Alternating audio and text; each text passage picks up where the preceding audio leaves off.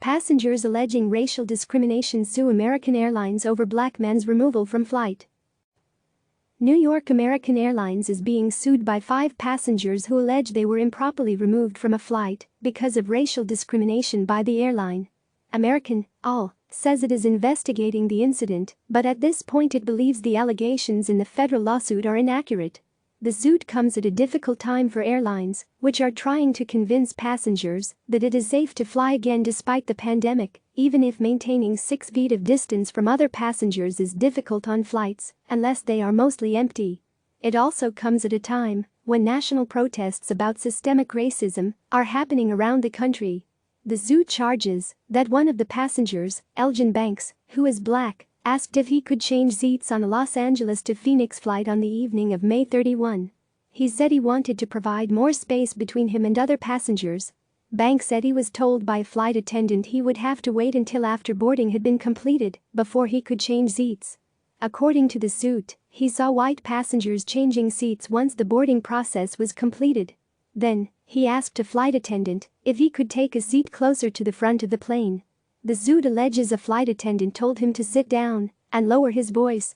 2 of the other plaintiffs said he did not raise his voice, according to their affidavits. The flight attendant then called security to have him removed from the plane.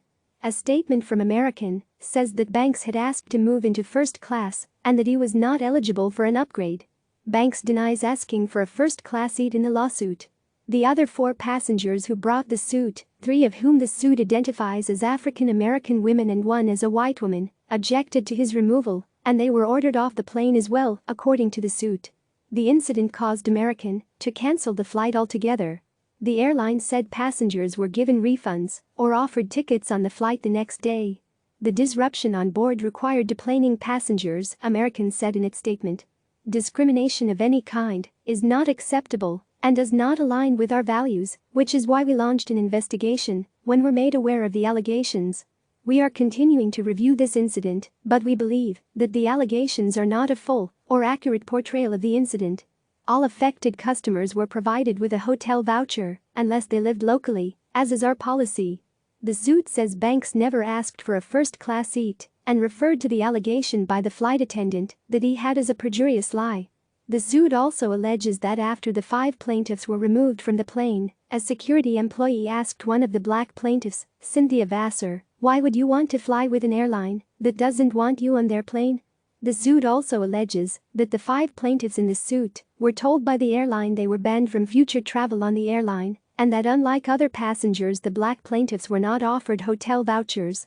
According to the affidavit of Natalie Epstein, the white plaintiff in the case, only she and 1 other white passenger who had objected to Banks' removal received hotel vouchers.